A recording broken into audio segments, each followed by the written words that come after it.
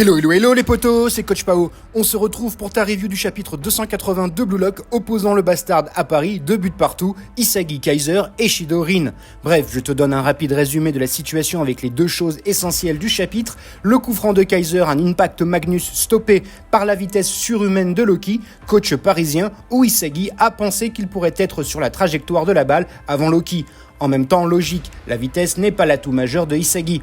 Mais surtout, la chose qui redonne du peps au match, où clairement le récit était devenu si prévisible qu'on finissait par se faire chier, c'est que Noah a parlé, et tel le GOAT qu'il est, a déclaré ses vraies intentions avec ce que j'appelle le striker d'eau, la voix de l'attaquant. Noah, pour être plus fort et s'éveiller au maximum de son potentiel, cherche depuis toujours un rival digne de lui et il l'a trouvé, c'est Kaiser. Incroyable car Kaiser est encore un U20 et n'est pas coach non plus, ça prouve le potentiel du garçon.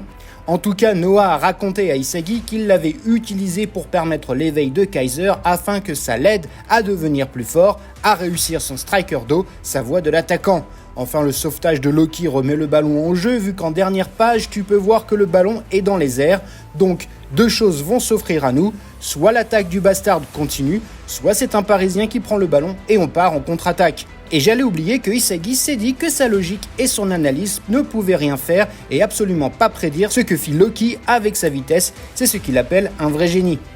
Du coup, première page du chapitre 280 et on a quoi? Le ballon de l'action qui est dans les airs. On apprend qu'on peut parler de la vitesse surhumaine de Loki avec son surnom, le sprinter divin. Les expressions des visages de Kaiser, Loki et Isagi disent aussi beaucoup de choses. D'abord, dans le cas de Kaiser, il transpire de fou, il grimace. En clair, il avait tout mis dans cette frappe lors du coup franc avec l'espoir de conclure le match. Avec un tel visage, tu sais que Kaiser, c'est mort pour lui et la suite du match. Puis un Isagi dans l'expectative la plus totale, réalisant à quel point le fossé le sépare entre lui et un génie comme Loki. Donc ce choc vécu pour Isagi est le point de départ vers la clé de la victoire à mon avis. Une réalité sur laquelle il va travailler pour évoluer. Et enfin Loki qui tourne la tête avec un sourire malicieux, normal c'est Loki, dieu de la malice, qui par ce sauvetage rappelle à Isagi qui joue dans une autre catégorie de joueurs, celle des génies.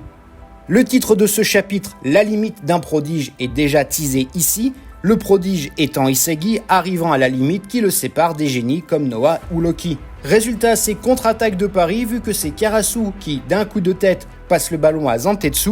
En même temps, Karasu le corbeau, c'est normal qu'il soit le premier dans les airs, mais il avait déjà fait ça plus tôt dans le match, à s'imposer le ballon en l'air au chapitre 252.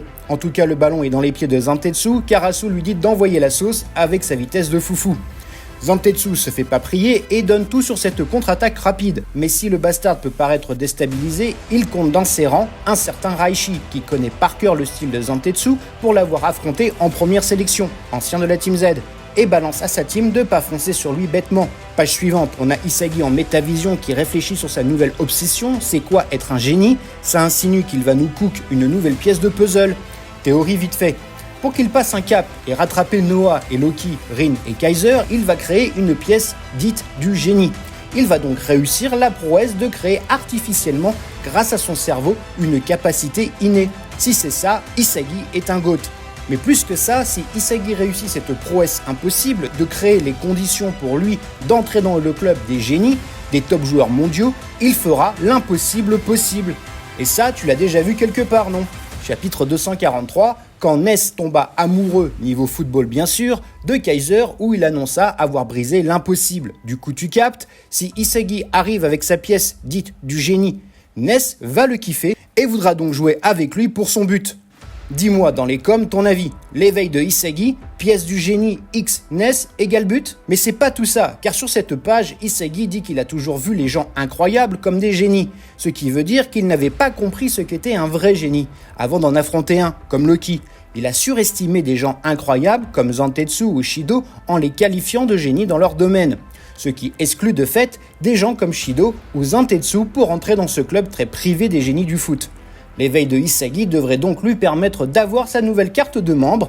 Après le Metavision Club, Isagi ira au FC Génie. Et sur cette page, c'est clair pour moi, Isagi est donc en quête de sa nouvelle pièce qui va l'éveiller et elle devrait s'articuler autour de la pièce du génie. Comment reproduire quelque chose de naturel quand on n'est pas programmé pour? C'est là la difficulté de notre héros. En parlant de génie, on en voit 3, Loki, Rin et Noah, et Isagi te dit qu'il doit analyser ce principe du génie. Isagi demande à son coach, le mec a toujours pas compris qu'il s'en fout de lui. Bref, Noah aurait pu dire vas-y dégage, trace ta route, laisse-moi avec les vrais pros. Bah non, il lui redit ce qu'il lui avait dit au chapitre 158, reviens avec un plan pour me détruire. Bravo aux auteurs, car en ce qui concerne le perso de Noah, tout est clair dorénavant. Car relis le chapitre 158, tu vas halluciner après ce qu'on sait de lui au chapitre 279, que tout est logique. C'est une dinguerie. Ici, le perso de Noah devient de mieux en mieux puisqu'il rajoute qu'il ne s'intéresse qu'à ceux qui veulent le battre. Concrètement, tant que Isagi ne verra pas Noah comme son rival et non comme son idole, Noah n'en aura rien à faire de lui. Perso, j'adore car ça va forcer Isagi de grandir mentalement et de couper le cordon avec son enfance où il idéalisait son héros, son idole Noah. Un Dark Isagi avec un côté Kunigami, tu valides ? Isagi, dégoûté de voir qu'il n'est rien à ses yeux, il découvre qu'il n'est qu'un prodige qui s'adapte. Et oui, finito le temps où il disait qu'il était le génie de l'adaptabilité, Isagi admet être seulement le prodige de l'adaptabilité.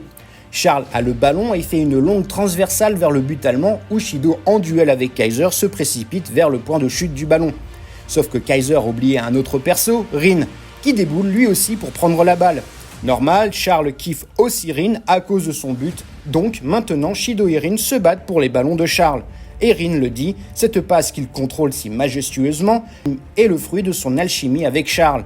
On a donc le retour en action de Rin avec un petit coup de fanservice pour les pro Rin, mais c'est cool, ça passe nickel. Vu qu'il est en mode monstre destructeur, tu le vois imprenable, inarrêtable. Iori peut rien faire, mais page suivante, tada, l'arrivée du moine. Un peu de fanservice pour moi, mais blague à part, Igarashi se remet en mode malice pour bloquer Rin. Il a simulé un passage en force, provoquant la faute de Rin. Encore une prouesse du moine face au numéro 1 du Blue Lock. Sa prime va encore monter pour Igarashi. Le coup franc est donné et son poteau du duo comique Raishi le félicite pour son action. Sauf que d'habitude, Isagi aurait applaudi Igarashi. Mais ici, pas du tout. Il est dans ses pensées, il s'en fout de l'action. La seule chose qui l'obsède, c'est cette histoire de génie. On retrouve des flashbacks de Isagi durant tous les moments importants pour lui au Blue Lock. C'est une page où Isagi fait une introspection de lui-même. Isagi est en train de se faire soigner par Dr Isagi. Dr Isagi et Mr Iyoishi. Isagi continue d'y réfléchir et rappelle ce que je t'ai dit. Comment parvenir à cet état de génie quand lui-même n'est qu'un prodige ? Les mains sur les genoux, on découvre Isagi qui a atteint ses limites, ne trouvant pas de réponse à cette équation impossible. Son désir de battre Rin et de dépasser Noah et Loki est entravé. Dans cette double page, on voit un Isagi en échec, une pause qui te rappelle le tome 1, quand Isagi, après sa défaite en finale des lycéens avec son vélo, fou de rage, pleura.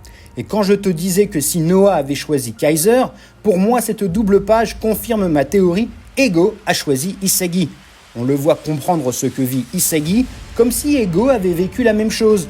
Lui aussi ne fut qu'un prodige, mais pas un génie comme Noah. Et quand Ego parle que la NL ou le Blue Lock est le tremplin pour passer de prodige à génie, je crois qu'ici, on a le reveal des vraies motivations de Ego. Lui qui ne fut qu'un prodige, a cherché toute sa vie la réponse pour passer dans la catégorie des génies. Pour ce faire, c'est le Blue Lock et tous les défis dans le centre qui vont permettre à un prodige de devenir un génie, le génie qu'il voulait être. Et avec Isagi, il l'a choisi pour réaliser son rêve. En dernière page, Ego parle à Isagi qu'il doit prendre conscience de l'équation de l'évolution, ce qui rejoint le principe de la pièce du génie. C'est le seul moyen pour Isagi de rejoindre le FC Génie. La réponse dans la prochaine vidéo.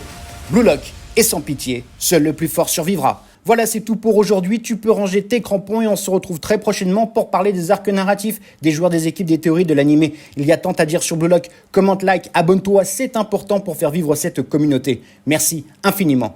Panenka et Sombrero. Allez, ciao.